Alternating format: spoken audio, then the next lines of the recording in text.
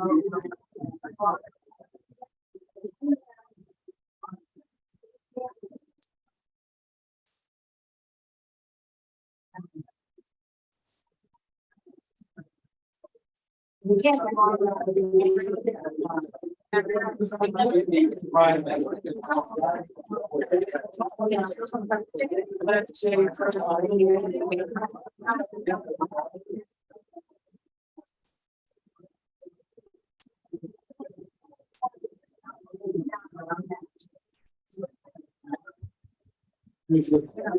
need to hear it. Please be quiet with the meeting. Thank you very much. Time is 5:02, and I will open the March 7th, 2023 meeting of the Zoning Board of Appeals. We only have one agenda item tonight, which will be a public hearing. But before we get to that, I have a couple of kind of housekeeping things. The first is to welcome Stephen Clancy as an alternate for our board. This is his very first meeting. They're all like this. Oh yeah, we're ready for the meeting. We have a five-member board, and it's one member that Stephen will be able to participate and vote on the application that we need to vote tonight.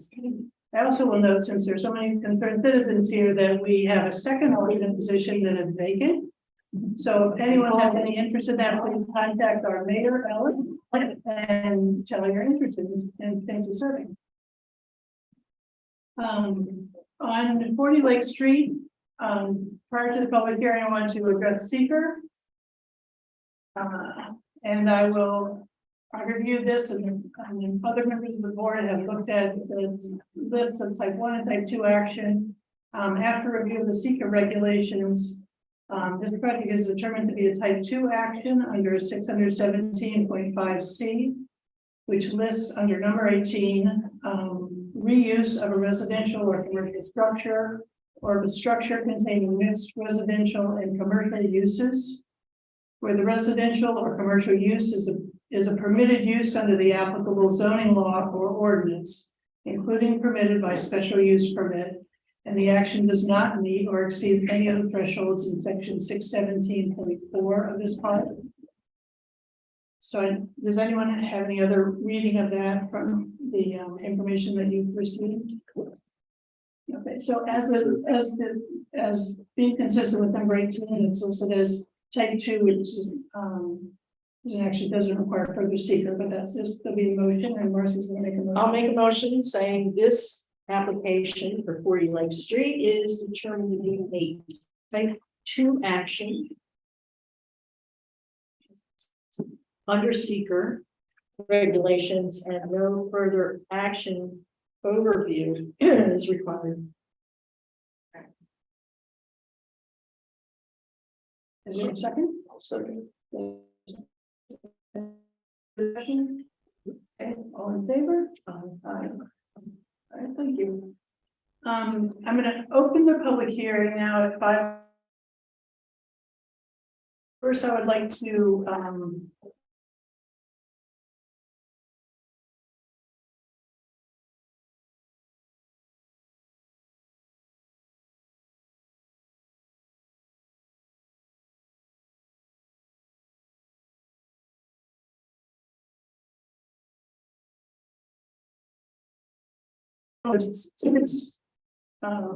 speakers here, and we'll have more than that. It will not be as critical when if there's only 6, but I would ask you to be as brief. Hopefully, limit your comments to 5 minutes. Address your comments, please, to the entire board. Board members will only speak for the purposes of information and clarity during the public hearing. We're really just receiving commentary. Conversation. At my discretion, someone may be granted a second opportunity to add new comments if we have time, and if it seems to be important. I'm going to ask everyone to observe commonly accepted rules of courtesy, decorum, and respect.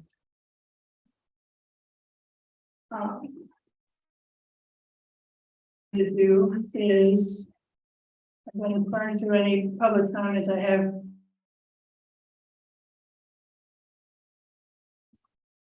And we also received a 2-page letter today from the applicant. So I'm going to read the entire two-page letter from the applicant first.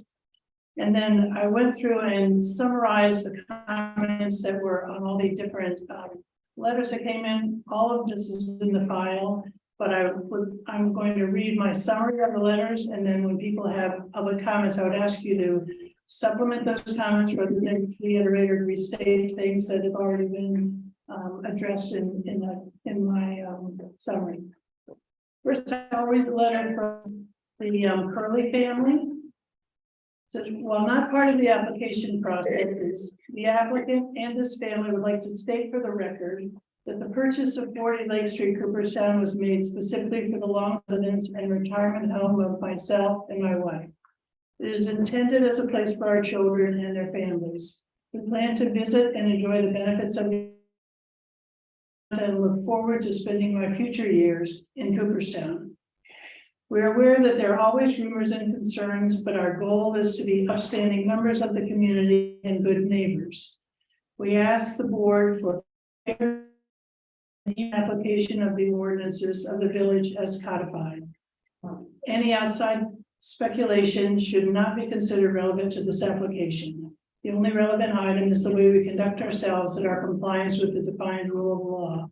The village of Cooperstown has codified the requirements regarding short-term rentals. And then there's a link. Having read the document several times, it is my understanding of the code. My understanding of the code is to successfully register, monitor, and tax short-term rentals while setting guidelines that maintain the village as a safe, welcoming environment for residents and visitors. The document specifically calls out the need to balance residential integrity with the options for short-term rentals in the village. Our goal will be to be fully compliant with the necessary rules and regulations associated with the code and maintain the required standards for this special use permit. It is the opinion of the applicant that the code in New York State law around short-term rentals is not to restrict the fair use of one's property, but to maintain and regulate it, to not become an undue burden on the community, and to maintain residential spaces. As it pertains today to the village of Cooperstown, the special use permit has listed criteria that must be met to allow for short-term rentals, i.e. owner-occupied, fire safety inspection, parking, etc., listed in the ordinance. Additionally, the village has the option of renewing or canceling this permit if the applicant fails to meet the criteria to maintain a special use permit. If the applicant complies, the special use permit should be issued. From the prior review, it found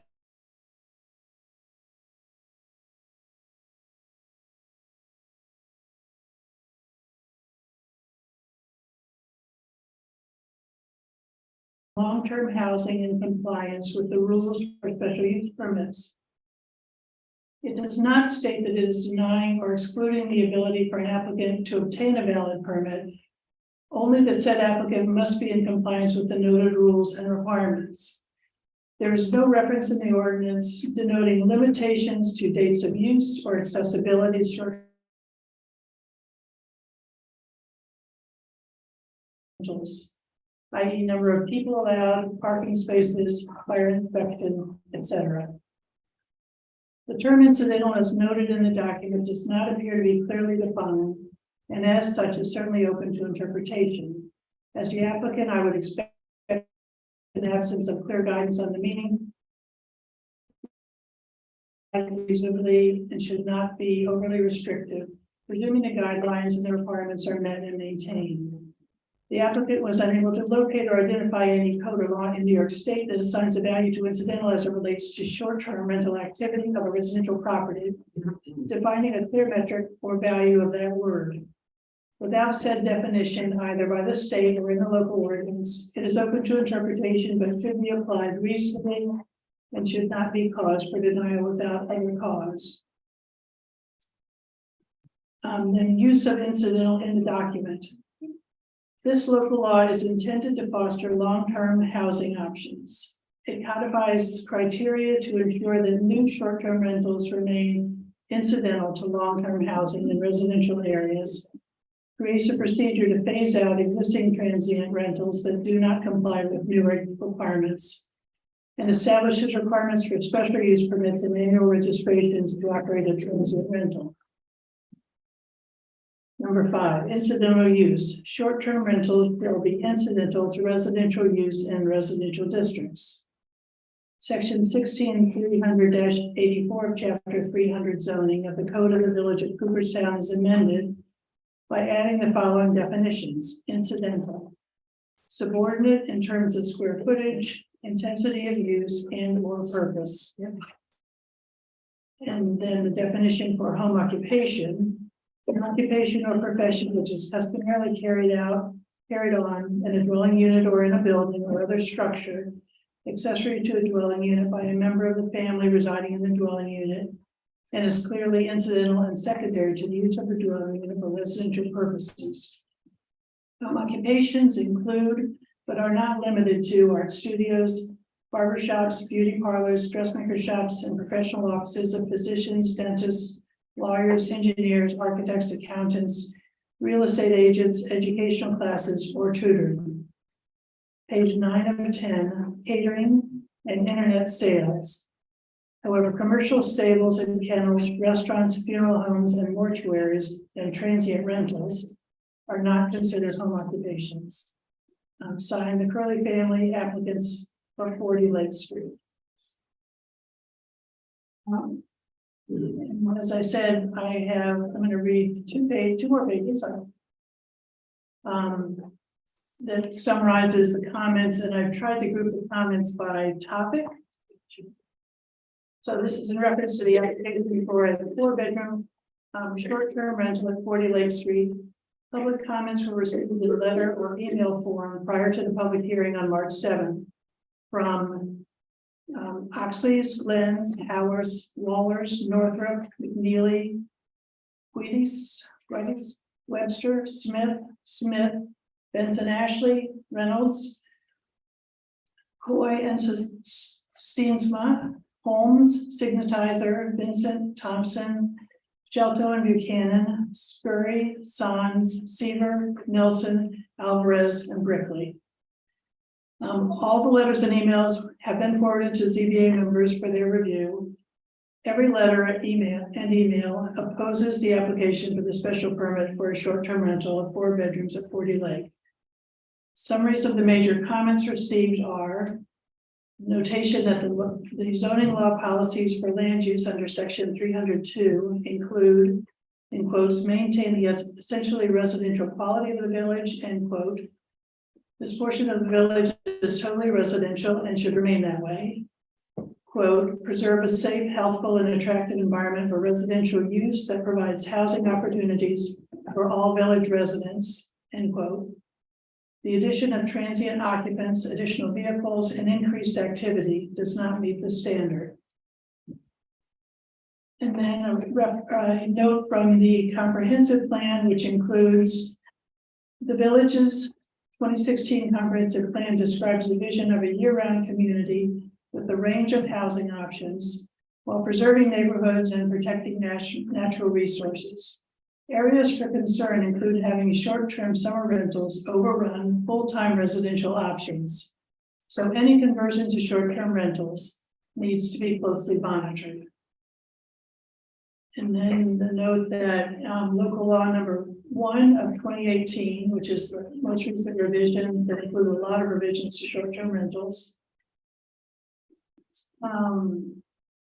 was intended to foster long-term housing options and ensure that new short-term rentals remain incidental to long-term housing in residential areas. Comments related to the location of the property. 40 Lake Street, circa 1793, is one of a handful of named estates in the village, and it's named Averill Cottage. It is one of the earliest structures in the village and one of the most distinguished pre-1880s buildings. It sits in the R2 residential riparian protection zone, with riparian design as immediately adjacent to running fresh water. There are serious traffic issues on Lake Street during the summer. The neighboring properties on Lake Street will be equally affected by comings and goings of the many renters, parking, noise, and new problematic traffic pattern on Lake Street will be the norm, as it is narrow as well as a vital route around the village. That is a narrow section of the street that passes by 40 Lake. I go to my office on Pioneer Street that way almost every day, and more often than not, I have to pull over and let cars, trolleys, and buses pass before I can go. Adding more in and out traffic is a very bad idea.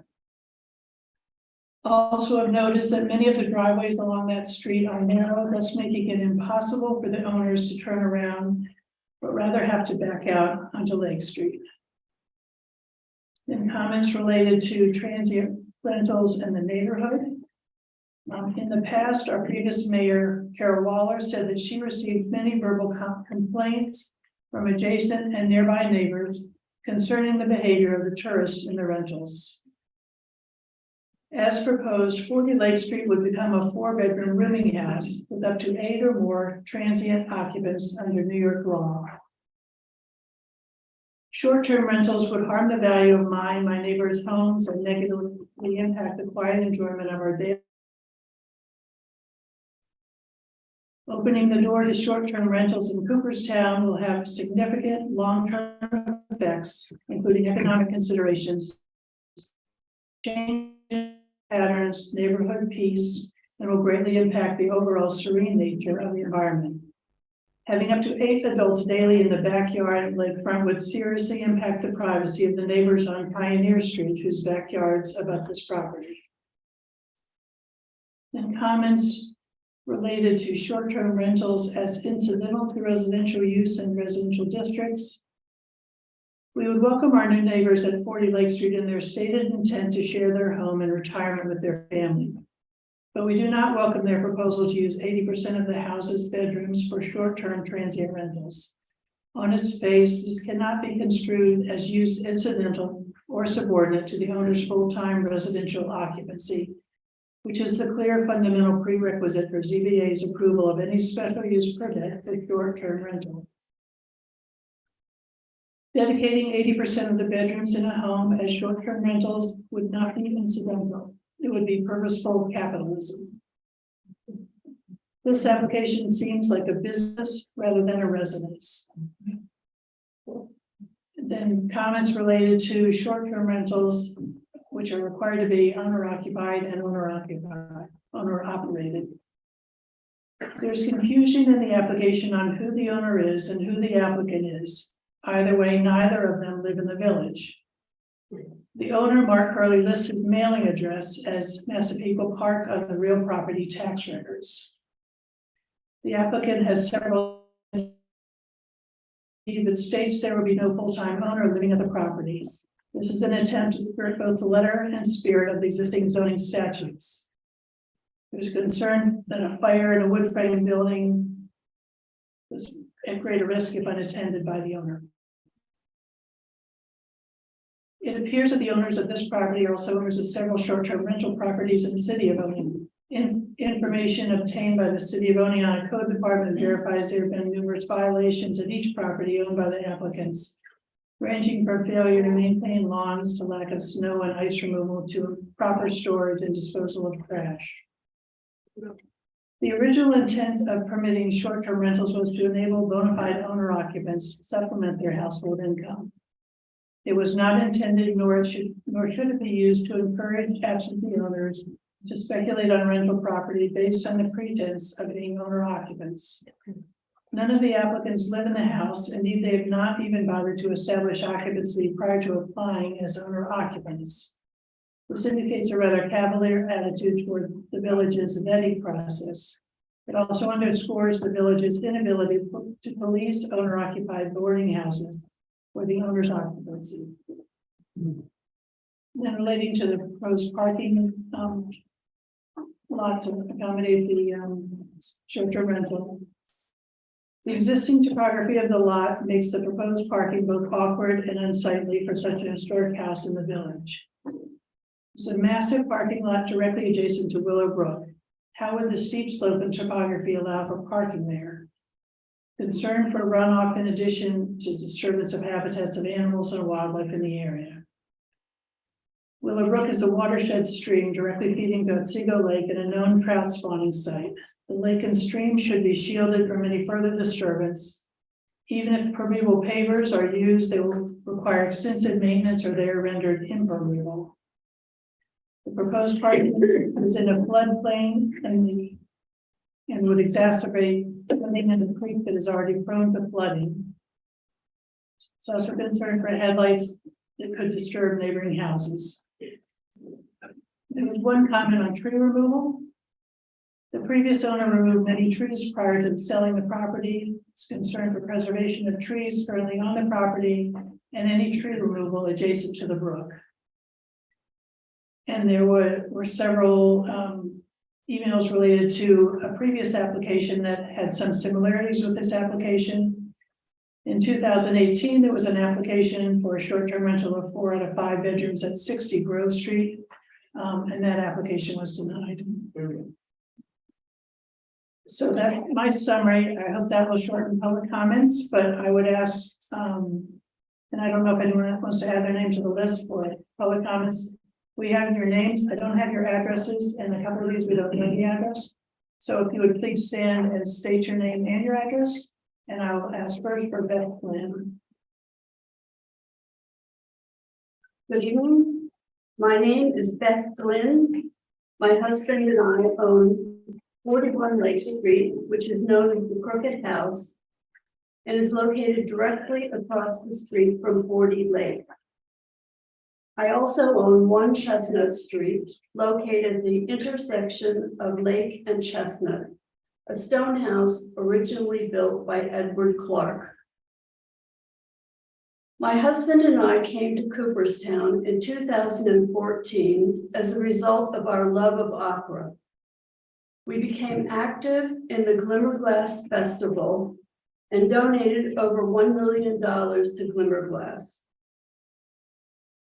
When the Susquehanna SPCA was at a critical planning juncture for their new facility and needed a major donor, Gary and I stepped in. Their new facility, Benton and Nanette's house, is named for 2 of our dachshunds. The reason for giving you this background is to point out that Gary and I have quietly been active, charitable citizens of Cooperstown. We bought the Crooked House in 2016, expecting to lead a quiet life amidst many single-family dwellings. Been for many years the chairman of the Zoning Board of Appeals in Tuxedo Park, New York, where we have owned a house for over 30 years.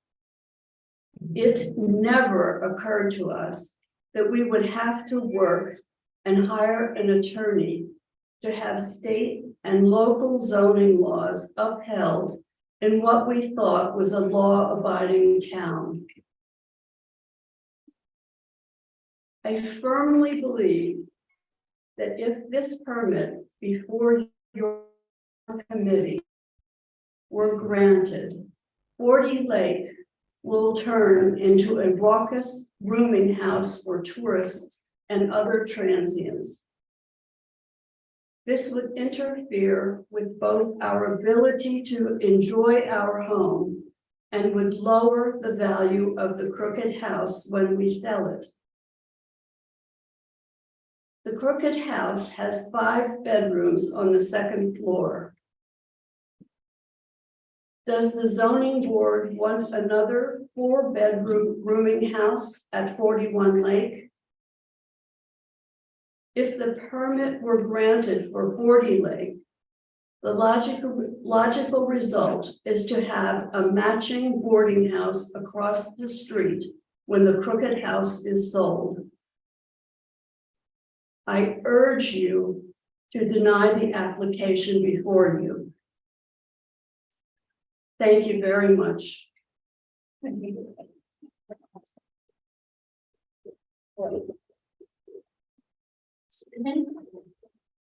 Do you, Susan, there's some seats up here. I don't Yeah, know I if was- people you realize. want to copy? I'm sorry. I didn't see Yes, it. please. My letter was not included with your list. Yes, Did you receive it? halfway Glenn, just. Oh, yes. Yes, but I wait.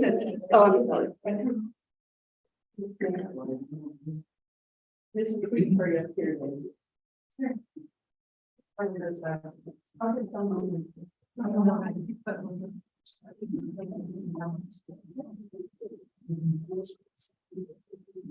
So we got, did we get that? Sorry? Did we get that, man? Yeah. Yes. There's more seats up here if anyone would like.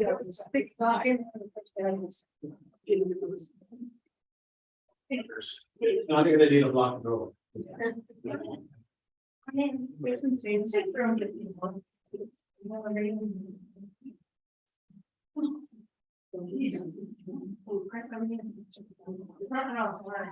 don't have to pay.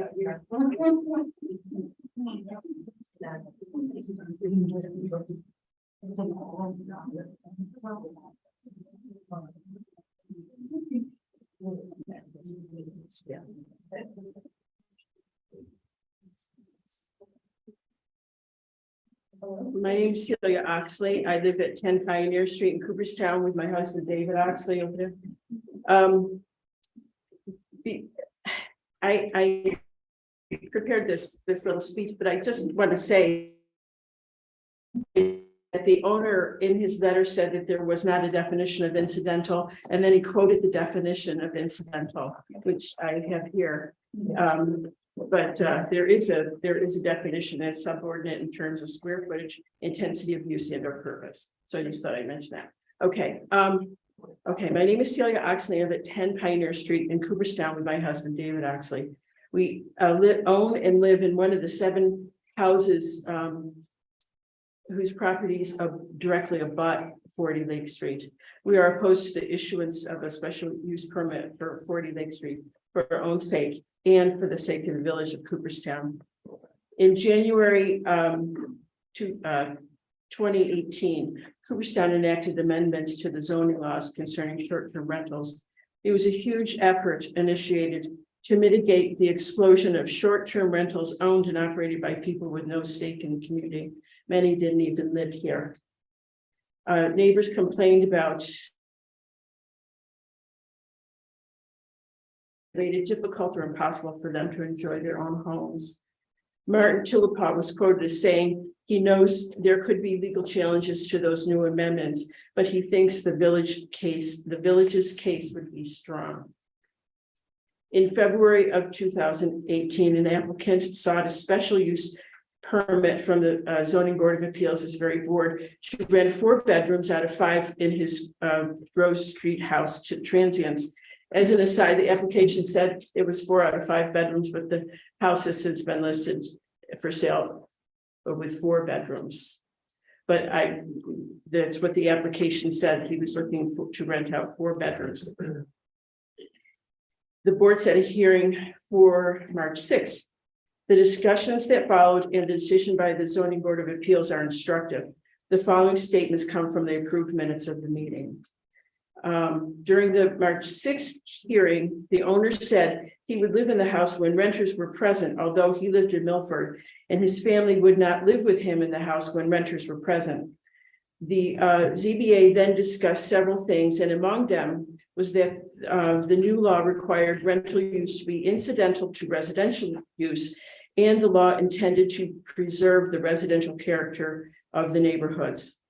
After this discussion, the board asked the question, does the rental plan for 60 Grove Street meet the requirements and intent of the law? Susan Snell said the application is not consistent with the discussions that they were having at the time and the intent behind the revised village code. Marcy Schwartzman said she agrees with Susan Snell that owner's proposals does not meet the requirements of the new law because the rental use will not be incidental to residential use. There was also concern that the applicant would only be living on the premises to make the short-term rentals possible rather than because it is his home. The hearing was closed and put it on the agenda for May 1st. May 1st, the applicant didn't show, and after discussion, the board voted to deny the special use permit. Ron Streak thought the permit, if approved, would set a precedent for the next person. That is why there are so many people interested in the 40 Lake Street application precedent. In 2018, you said incidental use mattered. If you approve this permit, you will allow the owners of 40 Lake Street to do what you denied the owner of 60 Grove Street, to live in an apartment that is incidental to the renter's quarters. In that case, the house would fit the New York State law definition of a boarding house that is not allowed in a residential district. You will reverse the precedent you set and allow others to follow suit. The village will return to the same problems that spurred the 2018 amendments in the first place. The law has not changed since then. You have the law on your side to deny this permit. You have your own precedent on your side. And I can tell you that the 40 Lake Street remains dark the vast majority of the time. Would the owner be living there just concerned with the Grove Street house? Cooperstown has a right to zone this neighborhood comprised of many historic homes and other beautiful, well-kept homes in our R2 district. The homeowners within the district and without wish to keep it that way. In response to this attempt to establish what is essentially a business, a boarding house in an R2 district, a neighborhood group was formed. Many of the members live in the village, but not near 40 Lake Street. They are concerned about the denigration of the village of Cooperstown is granted. Last night, members in an email said, quote, "You are doing a great job and you have been assisted by many," unquote. That is very true. I have been assisted by many, and the many people he was talking about oppose this project and will continue to oppose this project.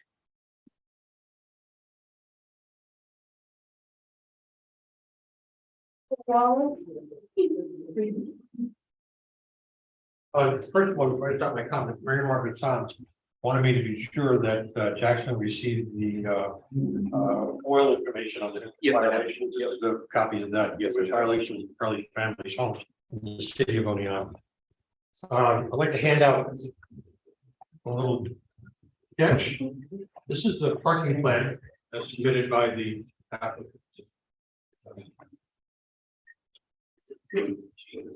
Sorry about that. If you do. My name is William Waller. My wife and I, Carol, reside at 66 Beaver Street, Cooperstown, and I've lived in Cooperstown for over 50 years. We are very concerned with the application of a zoning law which passed is policies, basic policies and philosophy come up with the preservation of natural resources and open spaces. But the number 2 item on the policy list, of course, is to provide protection of water bodies, lakes, and rivers. Number 3 is to maintain the essentially residential quality of the village. I'd like to talk a little bit about the map I just handed you. This is the parking plan that's submitted by the person. And as you can see, if you add up the entire area that he's talking about for a parking plan, that's a block of about 82 feet by 82 feet. If you flip to the second page, this is that block superimposed on my aerial photograph of 40 Lake Street. And you can see if you look in that block, the majority color of that is green. That are trees. Those are trees directly adjacent to Willow Brook. Willow Brook is less than 40 feet from this location. If you remove trees to put in this proposed parking lot, and I don't see any way to put in this parking lot without altering the tree line in that area, most people think about the roots of a tree and all of that thing that hold the soil and everything. It's very logical. But what is never really counted is the canopy of the trees. The Environmental Protection Agency has recently published 3 studies showing that the canopies of the trees actually mitigate and absorb a tremendous amount of rainwater and is a massive effect on erosion and runoff. In addition, of course, to the root structure. So we're taking down a mature tree and replacing it with 2 or 3 immature trees, and they'll eventually in 30 years grow to have a canopy, directly affects the runoff in that area. Second to that, the special permit is covered by section 316 of your law, basically says that these uses will not be detrimental to the safety, general health, welfare, to the particular character of the neighborhood, or to the value of the surrounding properties. Section 316C, paragraph 2 says adjacent land uses. Proposed use must not be detrimental to its site or to adjacent parcels. It has to be in harmony with the adjacent parcels. And if you look at the parking lot and imagine driving in there at 3 o'clock in the morning after a baseball game at the Greens Park, as you pull into that parking lot, your headlights are going to face directly west. That is right into the backyard of Mary Margaret Sons. As your car pulls into the parking place, you're going to be facing almost north, which is directly in the backyard and windows of Mr. and Mrs. McNeely's home. So without tremendous mitigation of lighting, you're going to have a detrimental effect on 2 neighbors as headlights pull into there. If for some reason you have small children and things of that nature that you're renting to, you might want to light this parking lot. If you light this parking lot, again, you're going to have a detrimental effect to the neighbors. But overall, just as you can see, it says your section 317(1)(b), paragraph 6 says your parking lots must be located in such a manner that minimize impacts to neighboring properties and streets, including light, noise, snow removal, green space, and street view. As you look towards the lake, from Lake Street, there will be an 82-foot facility placed between you. Count the parking facilities you can see on that map as the entire facility, except for the driveway portion, because as you pull in your car, that's still part of the parking lot. We don't just count parking spaces when we look at a parking lot, we count the whole parking lot. This is the parking lot. The within the area, that's Willow Brook. There are people along Willow Brook that can't even wash their houses with soap. There's a friend on Main Street who just washed his house at his house power wash, and they would not use soap because it's not allowed, because it would run into Willow Brook. If you look at this proposed parking lot location from Mary Margaret Sons' backyard, which you're now facing the house 40 Lake Street directly, it's tiered. It's not perfectly level. So are they going to fill or are they going to remove property? If you fill or remove property adjacent to Willow Brook, you're going to have tremendous mitigation placed in effect, because you directly south of this property, in fact, part of this property on William Lake is part of the flood protection zone, which is regulated by FEMA. Ladies and gentlemen, if you alter Willow Brook, if you alter the runoff into Willow Brook, you're changing your runoff into Otsego Lake. Otsego Lake is the source of water for the village of Cooperstown, and we jealously guard that. Otsego Lake is also the headwaters of the Susquehanna River, and the Susquehanna River Commission jealously guards what happens with Lake Otsego. So the impact is not only concerned by the residents, it's not only concerned by the residents of the entire village, it's also concerned by people involved with preservation of our lakes and waters. The last thing I wanted to bring up, and something that I find very confusing, is this parking lot is supposed to be 35 feet from the road. And as you can see from your diagram there, it is not. You're not allowed to in a yard, in a front yard of a residence in the village of Cooperstown, and the yard is defined as 35 feet from the road. And in this section, because of the average size of the yards along this block, this parking lot begins 28 feet from the road. So because of these reasons, and because of my overall concern for 3 things, number one, the residential quality of life of our village, which is why we live here and why we take so much pride in the village of Cooperstown. Number 2, the serious concerns about the water runoff into Willow Brook and therefore the effects on our lake, which has already been affected this year by algae bloom. And we know where that comes from. That comes from runoff into the lake. You're actually adding another parking lot next to the lake. The use of porous pavers is excellent. It's a wonderful idea. But the problem is you're parking cars on it.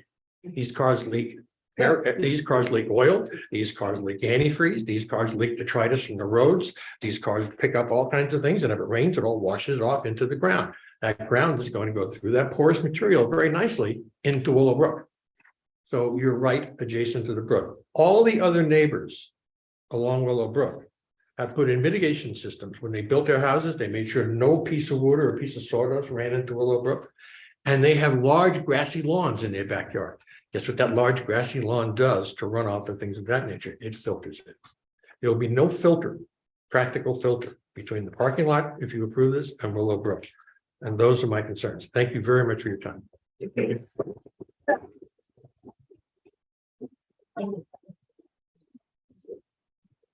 Peggy Bolson.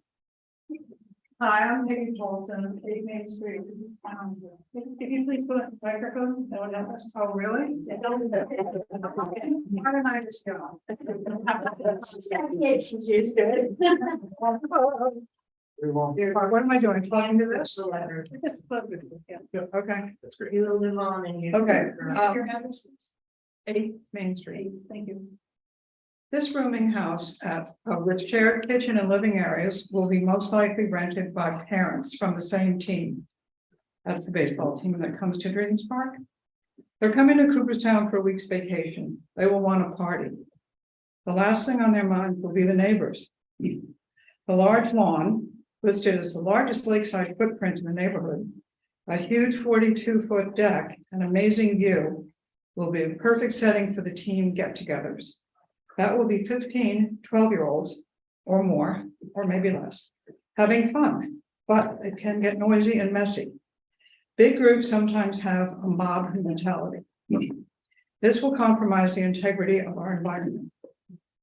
When I owned a baseball rental house in Hartwick, I dreaded the Monday calls from my manager. Broken windows, broken fences, unsightly trash strewn about. I expect that to be a long-term business, but I sold after 3 years. Thank you.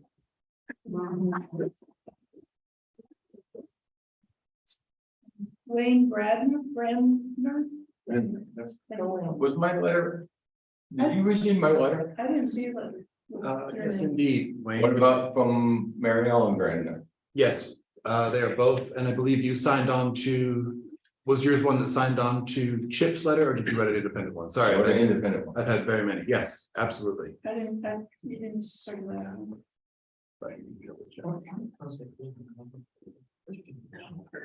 Are you gonna read that letter? or- Yes, read the letter. Yes. Please do that and then you want to get the final. Okay, When you go under the microphone. okay. You want a copy? I can do it when you're done. Okay, you have multiple copies, I absolutely. have some copies. Thank you. Two copies. Thank you.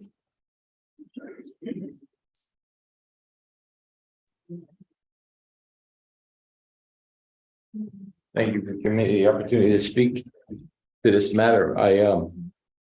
Bear with me a little bit. I'm not used to speaking in front of crowds. I don't do it well. Okay, so my name is Wayne Brandner.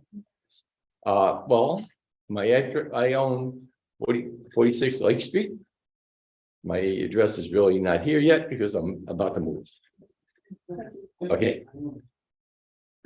3 years ago, my wife and I purchased a house at 40 Lake Street as a retirement home.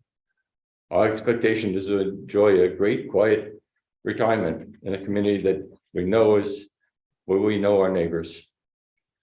We've spent the last 3 years restoring this 1850s house. We're being very careful to retain as much of the original character and keeping with other beautiful historical homes in the village, Cooperstown. It is not easy or inexpensive. Our taxes alone is a pricey endeavor. I believe the request to convert this house next door at 40 Lake Street from a single-family dwelling to a short-term rental while maintaining a sham residency is just a facade to circumvent the zoning laws and run a commercial business in a friendly residential community. I believe the claims of financial hardship used to justify the request are based on a situation created by the applicant to strong arm the zoning board to approving this application. I believe the rights of to use their property. I believe the rights to use their property as they wish is limited to the laws established by the community and is used and should not. And its use should not be detrimental to the community.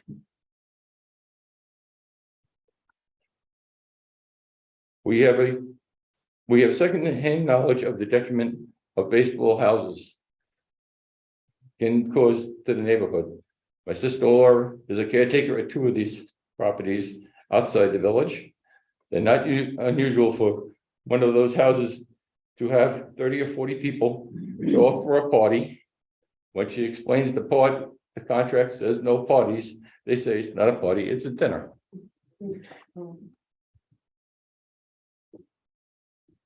They have dinners for games won, games lost. Sorry. And a final dinner at the end of the week. Sorry. You're doing great. Huh? You're doing great. Yeah, well, he said, I don't do this one. Yeah.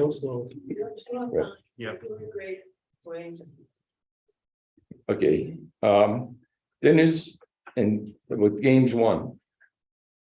If at a final dinner for the last night of the town, it sometimes ends up with the state police being called because renters do not see the need to follow the rules.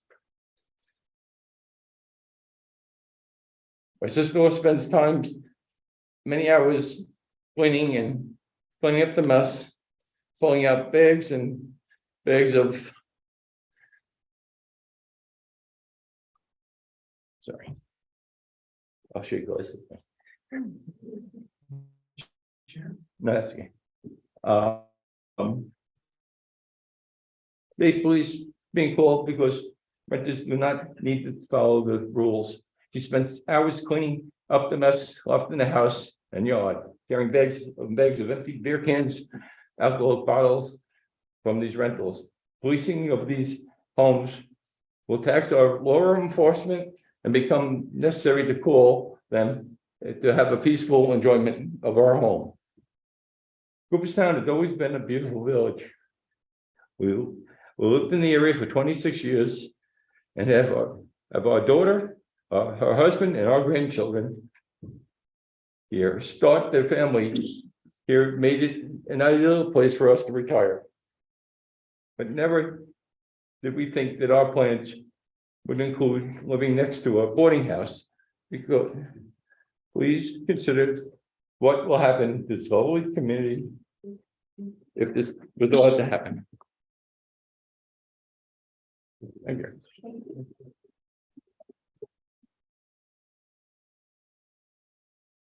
You were awesome. Is there any other public comment? My name is. I'm sorry. Oh, you're right. You're supposed to be second. I apologize. All right, Jeff Reynolds. They're really hard at. Oh, Well, what do you want? Yeah. My name is Jeff Reynolds. And I'm here to represent my mom, who would love to be here, but it's past her bedtime. She's on Greenwich Mean Time, which means she's up at 4 in the morning and she's getting her nightie on. Speak to the board, please. Excuse me? Speak to us. So we Oh, can sorry. hear. Well, there's so many of them. Okay, I'm sort of a permanent squatter at 50 Lake Street for the time being. My mother's name is Rhea Reynolds, and my sister Jennifer is here. I think the best way to do this, so I don't ramble, is to just read my letter, some of which, thank you, you quoted already. Plays over that. So Mom and I sat down and jotted these thoughts down. Ladies and gentlemen, we are writing on behalf of my late husband, Mace, myself, our family, and, very important, our Lake and River Street neighbors, to voice concerns about in opposition to the pending application for a special use permit to allow proposed accessory short-term rental use of 40 Lake Street. 42 years ago, Mace and I acquired 50 Lake Street as our retirement destination. It was homecoming for us, as Mace's parents were both Cooperstown natives, and their parents and grandparents, Otsego Middlefield natives as well. We have since delighted in witnessing 3 succeeding generations of our family emerge and make frequent pilgrimages to our beloved, most extraordinary village. It's been a joy to share this special place with friends from around the world. Over the years, we and our neighbors have invested in our 18th and 19th century buildings and grounds. including substantial restorations, improvements, and maintenance costs, not to mention, shall we say, ample real estate property taxes paid.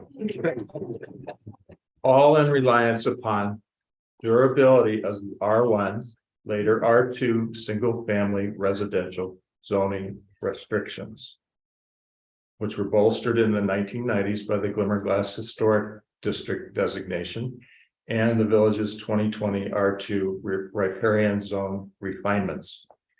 And we have relied upon the village's scrupulous enforcement of these carefully conceived and democratically adopted codes and regulations. The result is a meticulously groomed, architecturally harmonious, and authentically historic streetscape and shorescape as viewed from the lake. An attractive, appealing, mutually beneficial experience for all our fellow villagers, guests, and tourists to enjoy. Moreover, we would welcome our new neighbors at 40 Lake Street and their stated intent to share the home in retirement with their family, just as we have. But we do not welcome their proposal to use 80% of the house's bedrooms for short-term transient rentals. On its face, this cannot be construed as use incidental or subordinate to the owner's full-time residential occupancy, which is the clear fundamental prerequisite for ZBA's approval of any special use permit for accessory use of a residential property, that is, short-term transient rentals. Incidentally, were a special use permit to be granted, it must entail ample provision for off-street parking. A big challenge, which Bill has already covered in great detail.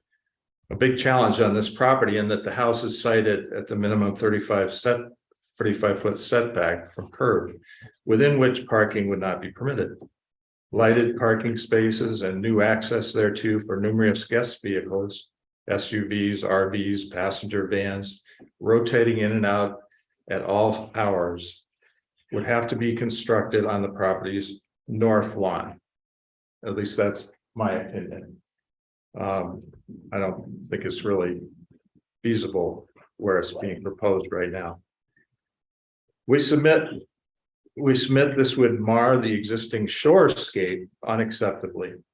Please see the enclosed bird's eye view that highlights what a keystone 40 Lakes graceful lawn is to the lake's southwest shorescape that extends from the Indian Hunter into the park, around Blackbird Bay, the Leatherstocking Links, and up to the exquisite Fenimore House lawn.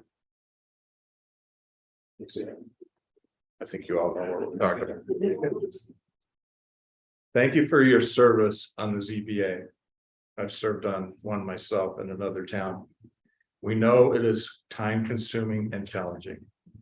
We do count on you to defend our vital, time-honored zoning principles. And so please dismiss the subject application and let's get on with welcoming and urging the newcomers to embrace the spirit of R2 in the village. What possible benefit for our community could there be to do otherwise? Thank you.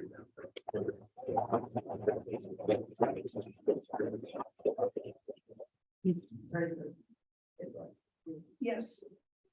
I look forward to you. Yes.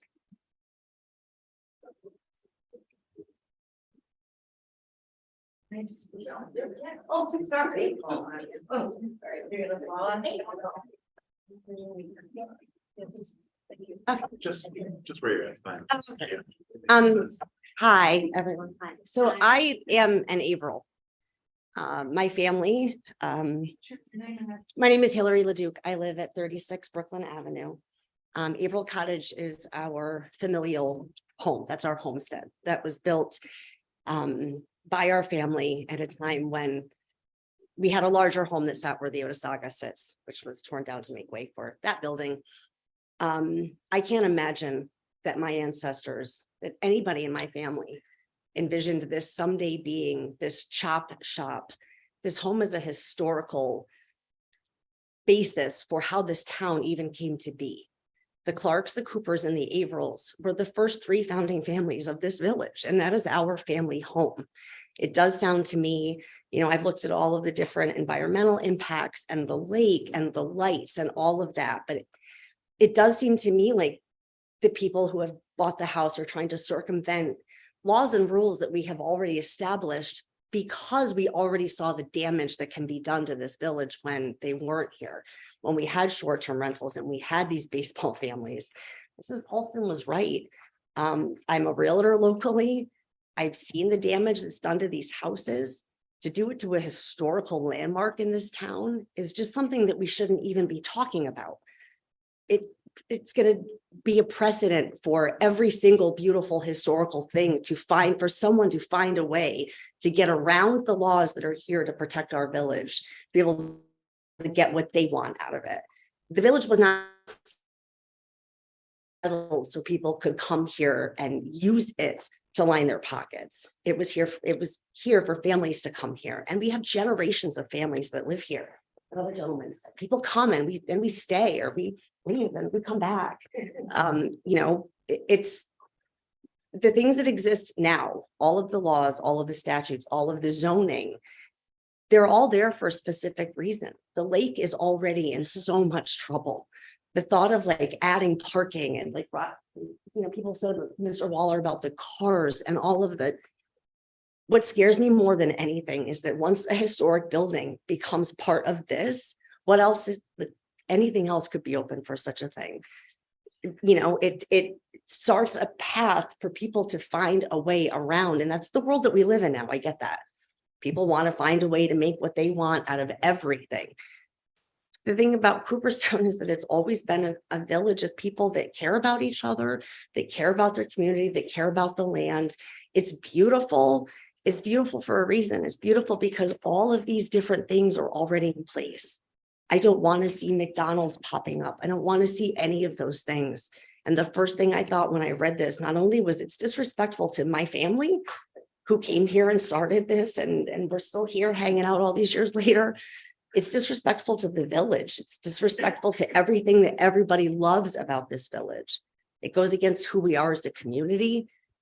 There are plenty of opportunities outside of the village to make money off of the baseball rentals. But it is not something that anybody wants to have in their backyards. Thank you. Thank you.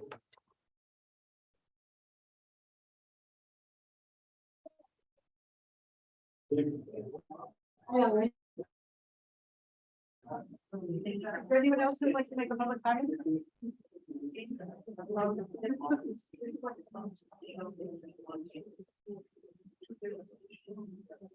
Go through the real legal matter to or protection. Sure.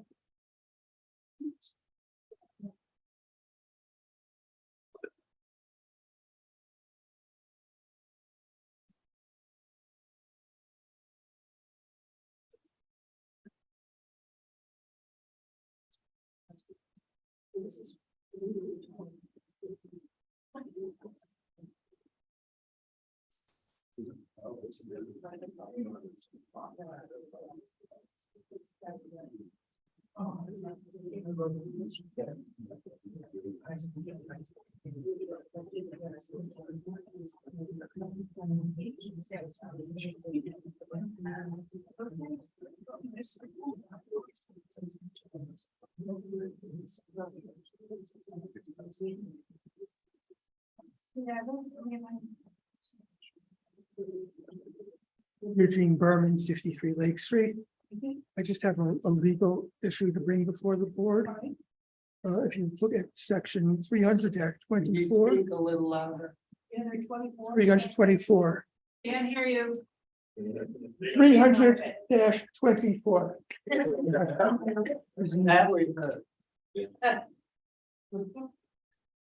This board's authority to grant a special use permit set forth in two sections in Article 3 of the zoning law.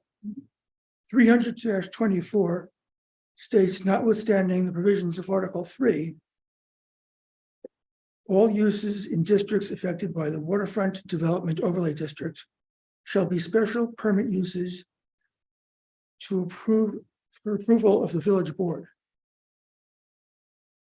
In whatever you decide, I think you have to harmonize this section with your decision.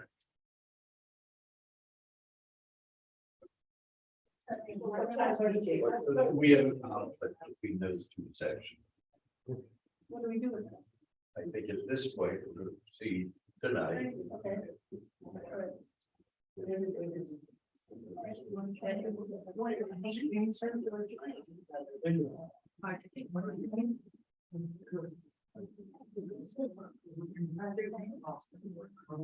Yes.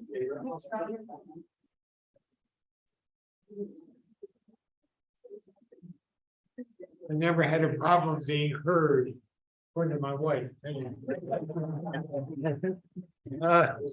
But anyway, in certain respects, I feel like a sailing vessel that has become, namely one who's lost all of its wind and cannot move. But anyway, because of all the previous comments made, but nevertheless, Roger, please give me your name and address. sure. Please. Roger McMillan, 12 Main Street. Anyway, having been on the Historic Commission for well over 14 years, I'm well acquainted with the village laws as they pertain to the discussion tonight. I'm speaking in opposition to the proposal as presented to the Zoning Board of Appeals this afternoon. The proposed use of transient housing is unacceptable to the proper property's use in a single-family house is defined by the village laws, period. This application for a special permit seeks to convert bedrooms on the second floor into short-term rental units.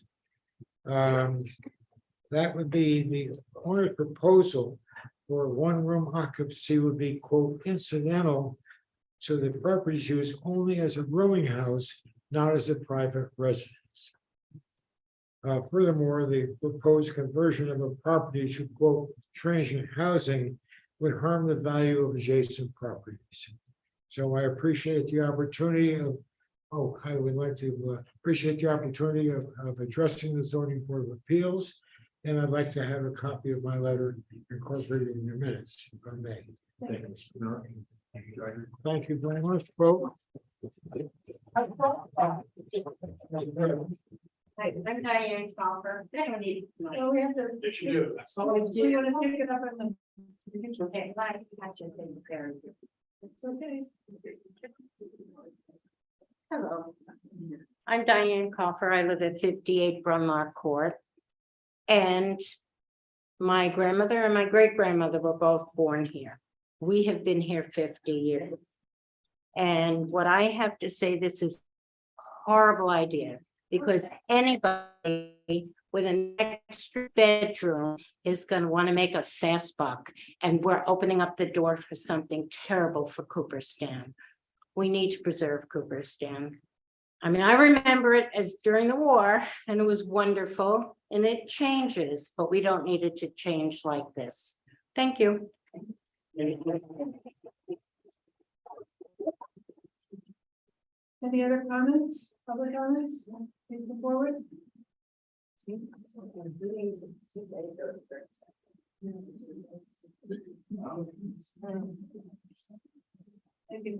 welcome. I'm Adrian Kuzminski. I've lived in Fly Creek for 40-some years with my wife Antoinette. And we own rental property in the village.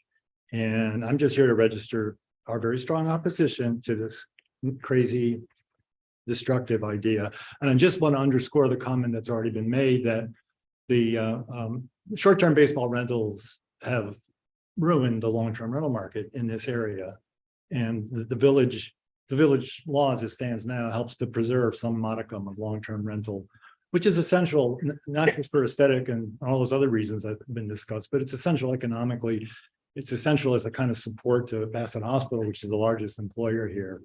And so having some access to long-term rental, preserving that, I think is very important in general. So no, thank you.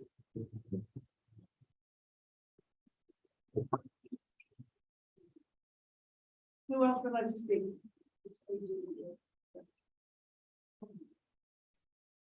Does he have to want to say anything?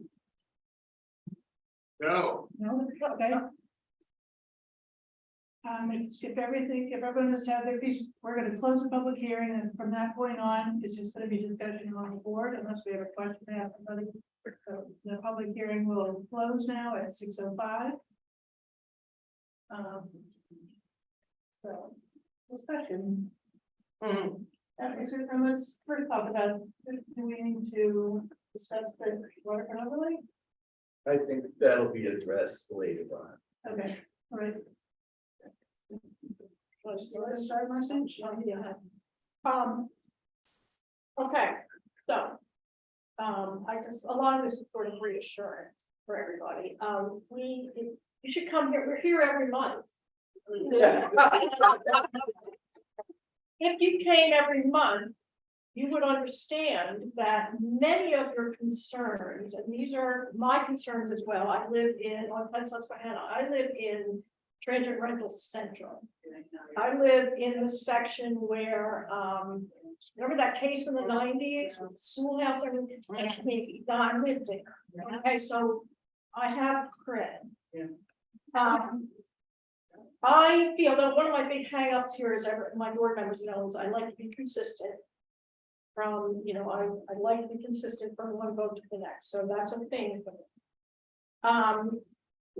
Many of your concerns are concerns that have been with us as long as I've been on this board, which is a very long time. And those were addressed. Some people made reference to the revision of the transit rental laws in 2018, 2017. We went to many meetings and you were all invited, and I think 2 people showed up. Seaver, she was there. Anyway, we went through a lot of this and we took all these things that you said to heart. However, I do need you all to understand that the law recognizes the short-term rentals in all our residential districts, including this R2 riparian protection district. We had meetings where we had presentations. We had 2, I think, both at the firehouse, where this was presented and people could respond to it. It's there. If you want to get rid of them everywhere, you're going to have to change the law. But if they are allowed in our residential, they are allowed in this district. We revised it and to deal with many of the problems of the short-term rental. The main thing we did, it has to be owner occupied. Now, this applicant most likely will deal with that problem, so that's not a game ender. The issue will remain. And I mean, I can say personally, since the owner occupant thing came, there are no parties on Susquehanna Avenue. So I feel that our CEO and the previous one has enforced the law. I think I honestly am proud of us that we've done. It works. Basically, it works. This applicant is not trying to circumvent any of the rules. He's been playing by the book. And he's been working with us, particularly on the parking. So that's not an issue. He's not doing any runaways. One of the reasons that I participated in the revisions was because I was worried about property being marketed as business opportunity. I believe that the revisions of the law have dealt with that as well. You're never going to completely get rid of it. Transit rentals are, just like home occupations, property taxes here are enormous to many people. They want to keep their homes. This is one way when kids go to college that maybe you could pay your property tax. I can't fault people for wanting to do that.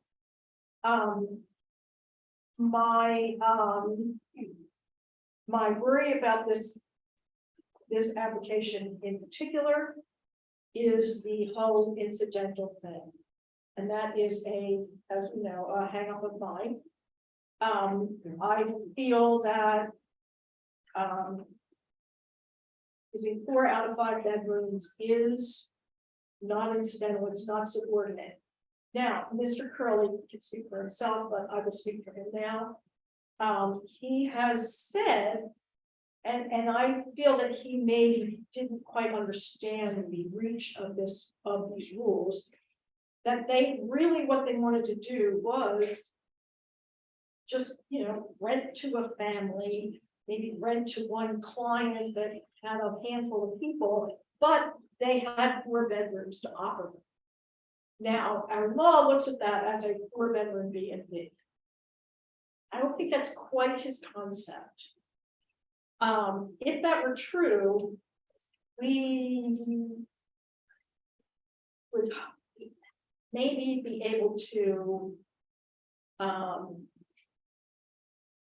write the permit with provisos that would make that true, which is much less of an impact than if you had 4 clients coming all the time.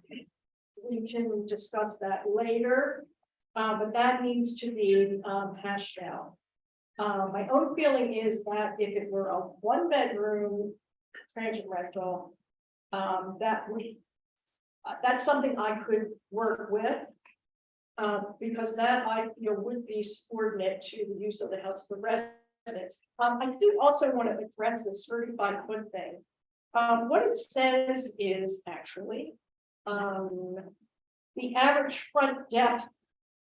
What the distance actually is the average front depth of all principal buildings on the same side of the street within 200 feet of a lot and within the same zoning district, or 35 feet, whichever is less. He's within the front yard setback rules. Okay. As I say, the man's been working on this. So I think I've said everything I need to say. My concern is this incidental issue. Yes, really. So I've reviewed all the information that's been presented, the letters, the discussion with the applicant. I just have a hard time accepting the incidental, that it fits in this context. Just doesn't seem reasonable to me. And I guess if there's some movement toward approving the application, we can put restrictions on that in terms of making sure certain things are done, because I'm not sure if we approve it and he takes these actions to rent those 4 bedrooms. If issues develop later, are we capable of changing it? I know it's hard to do once something's done. And even if we condition something, which we maybe have never done in the past, I have no memory of doing that. We have the issue of police. Well, I know, and that's something that Jackson needs to weigh in. In other words, if we said, I mean, I think Mr. Curley has mentioned that they're at one of our last meetings. So they're really thinking about maybe, really just one client, but they've got a lot of space. I don't want to put us in the position of barging into people's homes and taking that inventory. Can you think of a way that we can work that out? Primarily require it all land on the annual renewal of the permit. I don't know, but unless you had some creative language in there, change the timeline or or the non-issuance, it would just be a non-issuance of a permit, and that is every November or so we get around to doing that. So, Can I ask Mr. Curley? How would you feel about a 1-room transient rental? And a one. In other words, what if you took that apartment that you have an accessory apartment? What if that were your transient rental? The rest of the house is just the rest of the house. I don't know, I mean, I didn't think about it. That's like the occupant, I thought, that's what. Well, I see what you're saying, but I could live with a one unit. I could live with like a one unit, you know, that's not a wheelchair, but I could. Like one, like family, one client. Like you're that one apartment that, you know. I don't want to come off as anti-baseball, but I have any plans on it. Well, I know that, but that's not something we can. Yeah, I know. That's not, I mean, I can't say, can't. I just like to make people. I understand that, but Yeah. I can't put that in, Yeah. you know. I mean, I can talk to my families on it. I can. Yeah, okay. Can I just say that that would be a separate application? I understand that, but I'm trying to, I like the sense. So the fifth application is for 4 and 5 bedroom. Yeah, I can't say it. No, I cannot support it. I would agree that I cannot support it, and I think that's not what it's, but that's what it is. And like, yeah.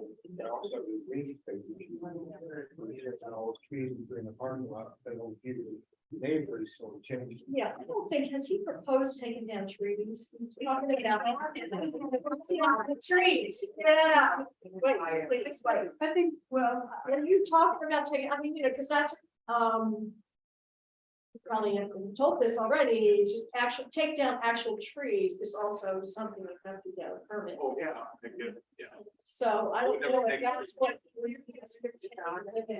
they're past their 10-year limit because this summer, the previous owner cut down a lot of trees and they got stopped because they didn't get a permit. And they were told they were at the limit that they could cut down and they had to stop, which they did. But there is a 10-year limit on the number of trees. I know, yeah, Charles Hampton Jackson is, he's our guy, he will, research that.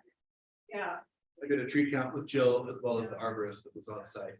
And we agreed on the trees that they could remove and that they were within their 30% over 10 years. Cutting trees. 30% of the trees, so.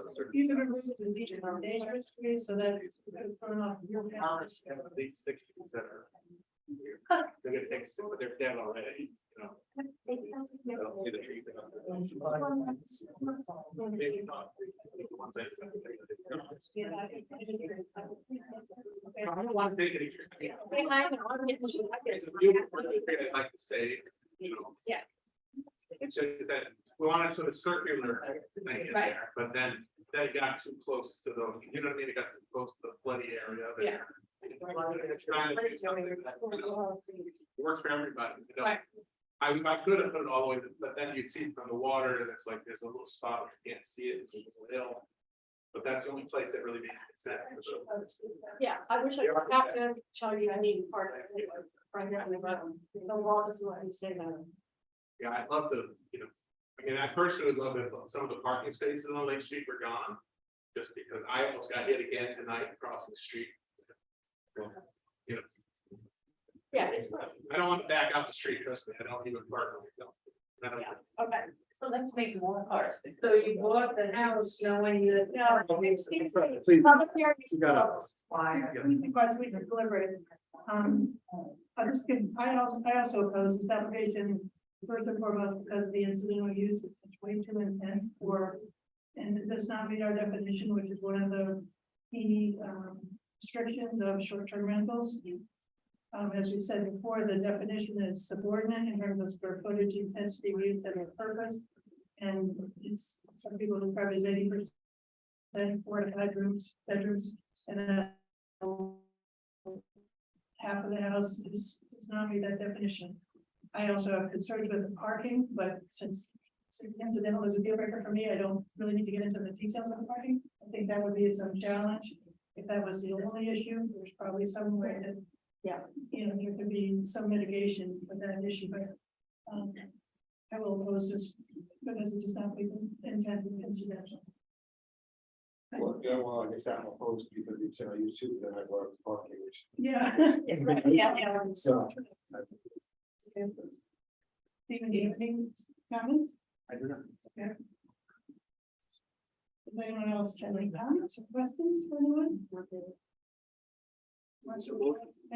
I'll make a motion to deny the application for Lake Street for the 4-bedroom transit rental. So it's a motion to deny, so if you say aye, short-term rental, sorry. I'll second that. Okay, any further discussion? I would just, even though this is, well, I should have said it before. Also, this whole process has reminded me that in 2018, we had the most similar application. It was for a 4 and a 5-bedroom. Yeah, on Grove Street. On Grove Street, right. And I learned that it also was incidental and also issues with other applicants. But I also just, for the sake of, the next time. I referred back to the Amelia House on. Here, were you here then? Okay, it was, you were, 94 Pioneer, and, it was a block that had never had any transit rentals, or so they thought. Or remembered, in their memory. And, it was for 2 bedrooms, the house was large, it was, you could maybe say 1 bedroom was more appropriate, but it was an incidental use. The house already had parking behind it, and the house is well set back from the road. We voted for that because of those reasons, and they're in the minutes. And I think that it doesn't apply to this, but I think going forward, we can think of those things and compare this one in other decisions when we're looking at a property. It's sometimes, there are some times when it is appropriate. It's always going to be controversial. Any other discussion? Read the motion, please.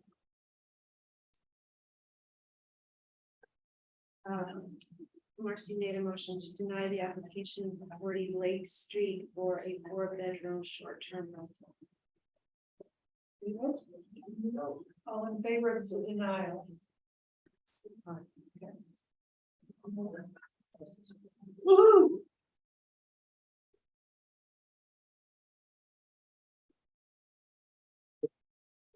Thank you for being here. Thank you for listening.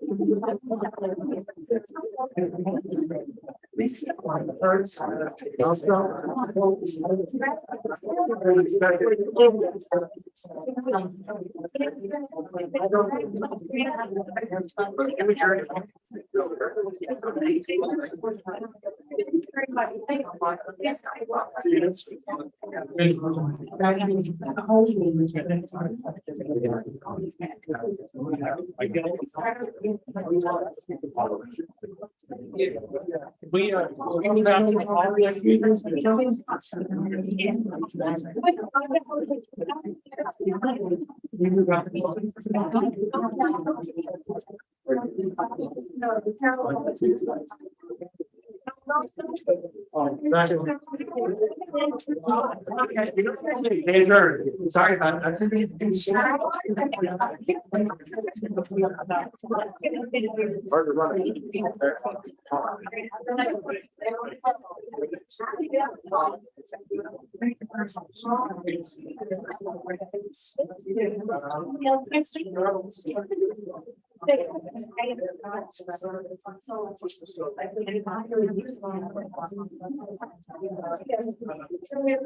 Yeah.